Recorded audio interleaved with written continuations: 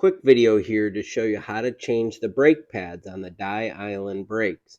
I'm going to be using these Shimano. A link to these Shimano brake pads is above and also in the description. So I'm going to simply loosen this bolt here, and then the pad should just slide right out.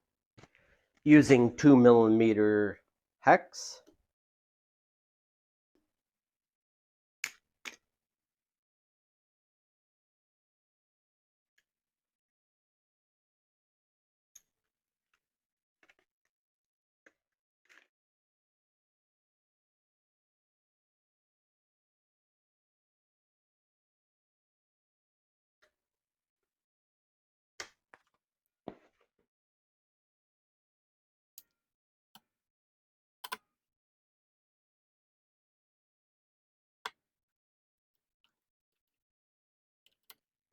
Okay, new brake pads installed.